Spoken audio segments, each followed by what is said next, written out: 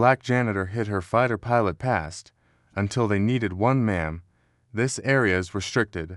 The guard's voice was sharp, almost dismissive, as if he was talking to someone who didn't matter. But Ruth Carter didn't argue. She simply nodded, lowered her eyes, and kept pushing her mop across the shiny hangar floor of the U.S. Air Force testing facility in Nevada. She'd been cleaning this place for 3 years out of the hangars, the break rooms, even the simulator bays where pilots trained. Everyone knew her as Miss Ruth, the quiet janitor, but what they didn't know was that once she'd worn the same uniform they did. She'd been one of the best fighter pilots in her class, Captain Ruth N. Carter, Calcine Eagle Heart. But after a classified mission went wrong overseas, she vanished from records, discharged under confidential review. The official word said she'd frozen during combat. The truth was far darker. She disobeyed in order to save civilians. It had cost her her wings, her rank, and the respect of every man who'd ever saluted her. Now she just cleaned their floors. Every night, as the hangar lights dimmed, she looked up at the planes, F-16s, jets that roared like thunder, and whispered, "Still flying, baby." One morning, chaos hit the base. A new stealth fighter, worth billions, had malfunctioned mid-flight during a test mission. The pilot ejected safely, but the aircraft was now lost somewhere in the desert, and it carried a prototype defense system no one wanted falling into the wrong hands. The command center erupted. "Who's qualified to fly the recovery jet?" barked Colonel Briggs, the mission commander. "No one," said a young officer. "Our best pilot's in the hospital." Ruth stood quietly outside, listening while mopping the hall.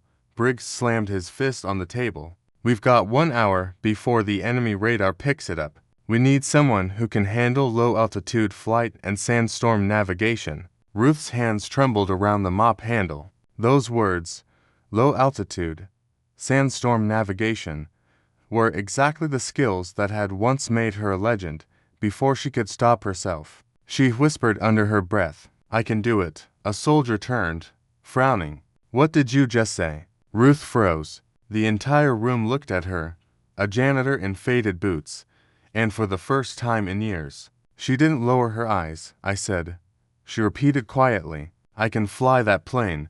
For a heartbeat no one moved. Then the sound started snickering from the mechanics, a burst of laughter from the control techs. Colonel Briggs slammed his hand on the table. You're the janitor." Ruth kept her chin up. "Yes, sir, and a licensed pilot. Once." The colonel gave a dry chuckle. "Lady, we don't have time for jokes. This is a billion-dollar aircraft, not a lawnmower." She didn't back down. "Check your files." Captain Ruth N. Carter, Air Force Squadron 332, Calcine Eagle Heart. "I flew the same airframe you're chasing." Briggs blinked. "That can't be right." Carter was court-martialed. Ruth's voice stayed calm. "Cleared of all charges. But clearance doesn't buy forgiveness, does it?"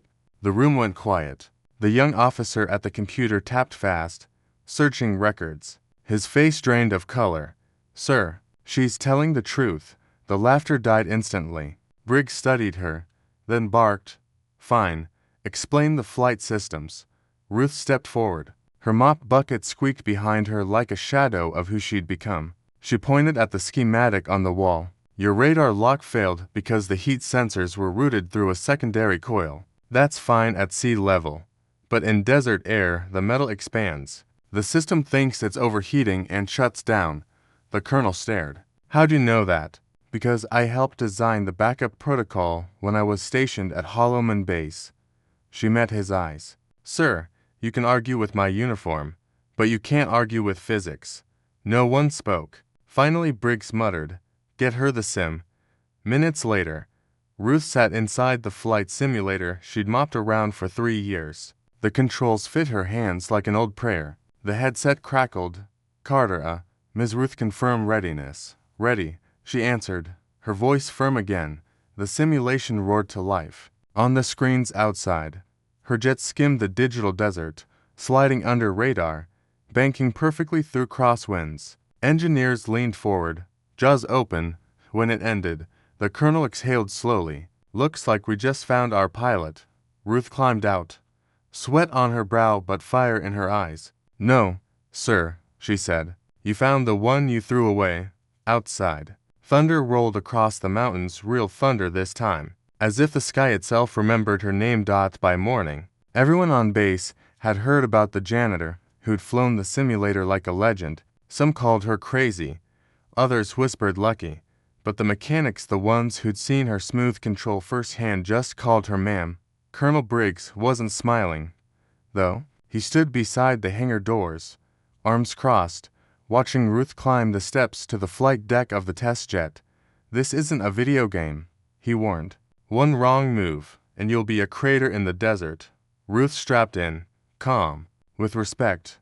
"Sir," she said through her headset, "I already crashed once. I survived that. I'll survive this." The colonel hesitated, then gave a sharp nod. "Copy that, Eagle Heart. Let's see if you still have wings." As the engines roared awake, the hangar vibrated. The mechanics backed away, shielding their faces from the dust. The jet rolled forward, some light flashing off its silver skin. From the control tower, a younger pilot whispered, "She's really gonna fly that thing." His friend muttered, "If she can, she's better than any of us." Ruth's hands moved like memory, every switch and lever responding like an old friend. The radio crackled. "Control to Eagle Heart, you are cleared for takeoff." She smiled faintly. "Roger that. Let's go find your billion-dollar toy." The jet shot down the runway, wheels lifting with a thunderous scream. Inside the tower, even the skeptics stood speechless as her aircraft vanished into the clouds. Up there, the sky felt like home again. Her heart pounded in rhythm with the engines. She could almost hear her late husband's voice. "Keep your head high, Ruth. You were born for this." Down below, the command room erupted with data feeds. "She's tracking the wreck signal," a tech shouted. "No interference. She's cutting through the sandstorm like it's nothing." Colonel Briggs leaned closer to the screen, eyes wide. "She's not cutting through," he whispered. "She's dancing in it." 30 minutes later, Ruth's voice came through the radio, calm and steady. "Control, I have visual on the prototype. It's intact." "Impossible," someone breathed. But Ruth wasn't done. "Retrieving coordinates now," she said, hands flying over the controls. "And Colonel, tell your boys next time they see a janitor, they might want to salute first." The room exploded in cheers. Yet far below, in the shifting desert wind, something metallic blinked in the sandproof. She wasn't the only one looking for that jet. "Eagle Heart, do you copy?" The radio hissed through static, but Ruth's voice came back calm. "Copy, Control. I've got eyes on the wreck South Ridge, near Sector 9. She steadied the aircraft as sand whirled around her cockpit like smoke. Through the brown haze, the downed stealth jet gleamed faintly, a wounded bird half buried in the desert. Colonel Briggs' voice crackled through the line. "Excellent work, Carter. Hold position until retrieval units arrive." But Ruth didn't answer immediately. Her gut tightened. The radar beeped softly, then again to unfamiliar blips appeared on the edge of her scope. Her eyes narrowed. "Control," she said. "I'm picking up unidentified aircraft moving fast from the east."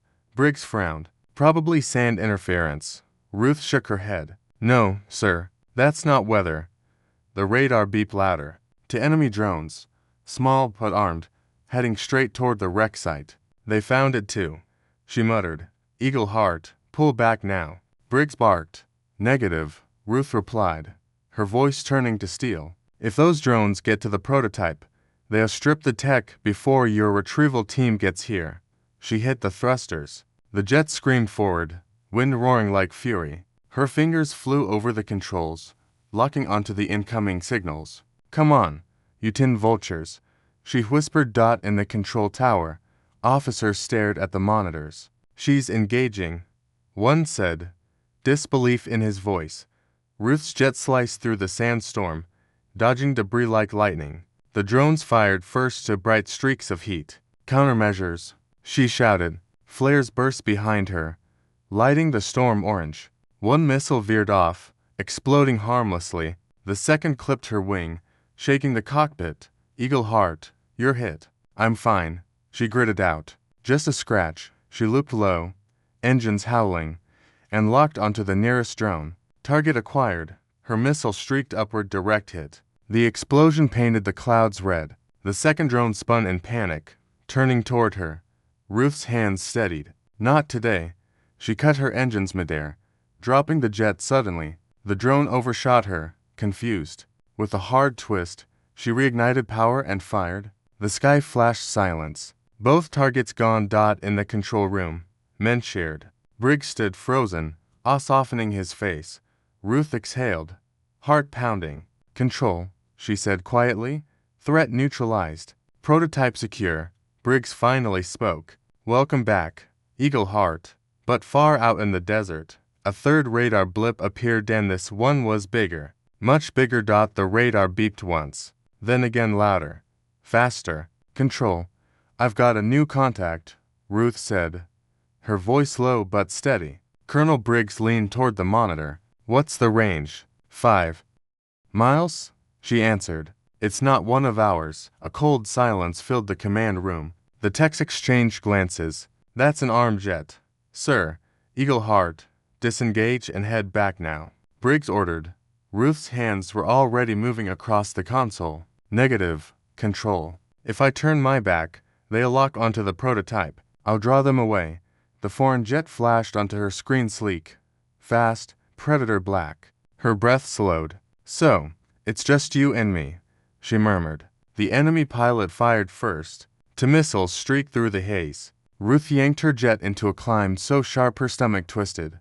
One missile whooshed past, exploding in a burst of light. The second stayed locked. Come on, girl, she whispered, gripping the stick. She dropped low, letting the desert floor swallow her plane in dust. The missile followed right into a ridge. The shockwave jolted her cockpit, alarm screaming. Eagle Heart, talk to me, Briggs shouted. I'm fine, she gasped. But this guy's good. The enemy jet looped behind her. Her radar shrieked again, target lock. For a heartbeat, fear flickered, but she crushed it down. You want to fight? You got one. She killed her speed suddenly. The enemy shot past, overshooting. In that blink, Ruth flipped the jet into a vertical roll, lining up the shot, lock, and fire.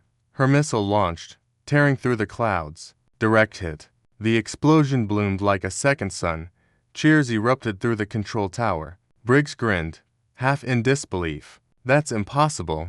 Ruth smiled through the sweat and smoke. Not impossible, she said softly. Just forgotten. The radio crackled with static, then a faint voice someone knew, speaking in accented English. Captain Carter. Still alive, I see. Ruth froze. The voice was male, familiar. Her knuckles whitened around the controls. Who is this? You remember me, the voice said coldly. You put my brother in prison 10 years ago. The signal went dead. Her pulse thundered. The past she'd buried had just spoken from the sky. The cockpit was silent except for Ruth's ragged breathing. That voice, she hadn't heard it in 10 years, but it hit her like a ghost slamming the door open. Her mind flashed back to the mission that had ruined her career, the day she disobeyed orders to save civilians while another pilot ignored her warnings and bombed the wrong target. That pilot's name was Victor Morov, and the man who just spoken was his brother. Control, she said tightly. We've got a new player in this game. He's not after the prototype. He's after me. Colonel Briggs' voice came through the static. Carter, you're running on fumes. Get back to base. Now. But Ruth shook her head.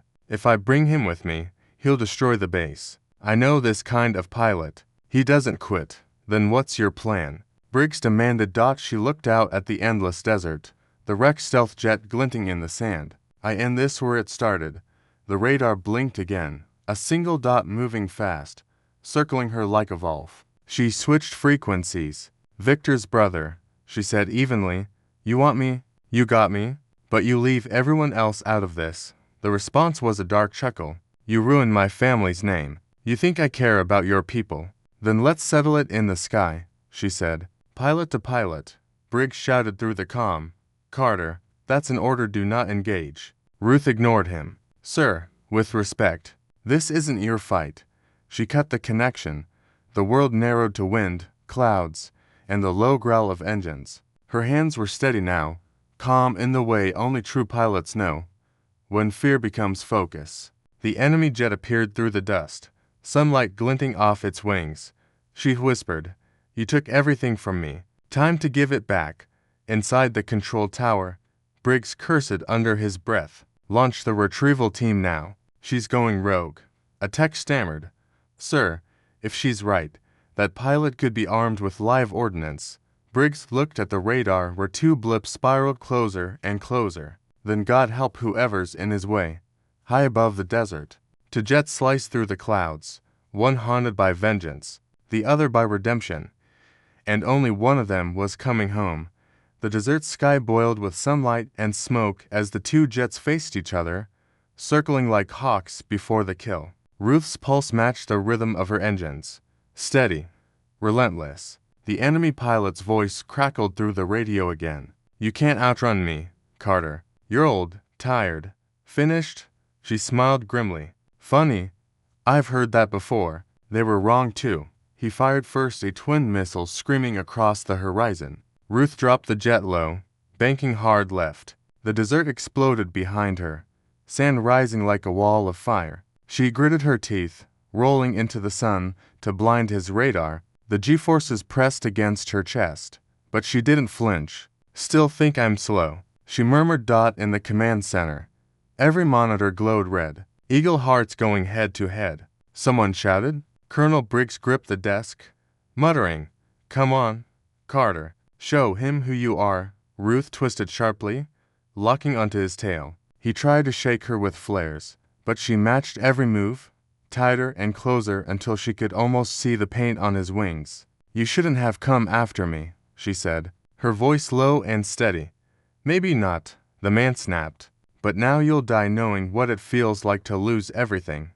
Those words stabbed through her like glass. Her mind flashed to her husband's face, the day she told him goodbye before her last mission. "You're doing the right thing, Ruth. Just come back." She hadn't. Not to him. Not to anyone. Her voice hardened. "You think vengeance makes you strong. It just keeps you chained," he snarled. "Save your sermons." He dove straight toward her in a suicidal charge. Ruth's training kicked in. She pulled into a steep climb, letting him chase. At the peak, she cut her engines completely, the jet stalling midair. Gravity yanked her downward like a stone. The enemy shot past her, confused. Ruth reignited her thrusters and flipped her jet upside down, locking on. "This is for all of them," she whispered. She fired. The missile streaked through the sky, hitting dead center. The explosion lit up the clouds, a fiery bloom fading into smoke. In the control tower, the radar showed only one dot left. Briggs whispered, "She did it." But as cheers erupted, Ruth's voice came through faintly. "Control, damage to left engine. I might not make it back." Silence filled the room. "Eagle Heart," Briggs said, voice cracking, "you bring that bird home." "I'll try," she said softly. "But if I don't, tell them I was never just cleaning floors." The radio crackled, and then went dead. Smoke filled the horizon long before they saw the jet. The retrieval team raced across the sand in military trucks, engines roaring. Colonel Briggs sat in the lead vehicle, headset pressed to his ear. "Eagle Heart, come in." "Ruth, do you copy?" Only static replied. The team crested a dune and there she was. The test jet lay tilted in the sand, one wing torn, smoke curling into the blue. The canopy was open. For one terrifying moment, no one moved. Then a figure climbed out. Ruth Carter staggered to her feet, covered in dust, her flight suit scorched. She waved weakly before collapsing to her knees. Briggs was out of the truck before it stopped, sprinting through the sand. He dropped beside her, pulling off his cap. "You crazy woman," he breathed. "You actually did it." Ruth gave a tired smile. "Told you, I still had wings." Medics rushed in, checking her vitals. But Ruth pushed their hands away gently. "Check the wreckage first. The prototype saved that." Even now, her mind was on the mission. Briggs knelt, shaking his head in disbelief. "You saved the jet. You saved us all." She looked up at him, eyes shimmering with tears. "No, sir. I just proved that what's thrown away can still fly." Hours later, as night fell over the base, the hangar lights flickered back on. The soldiers and engineers lined the runway, silent, waiting. An ambulance rolled past them, and when Ruth stepped out, limping but alive, the entire line stood at attention. For the first time since her discharge, someone saluted her, then another, then everyone. Briggs walked over and pinned a small silver emblem to her uniform, her old pilot wings, freshly polished. "Welcome home, Captain Carter," he said, his voice rough with pride. Ruth touched the badge, her fingers trembling. "I never thought I'd see these again. You earned them twice over," Briggs replied. The crowd cheered, and somewhere beyond the sound of applause, Ruth swore she could hear the faint hum of engines, her past saluting her back. She turned to the young mechanics and whispered, "Never let anyone tell you your story is over," as dawn painted the desert gold. The once-forgotten janitor stood beneath a rising sun, her wings shining again. Moral: you can strip away a title, a uniform, or a name, but you can never take away purpose. What's grounded in truth will always rise again.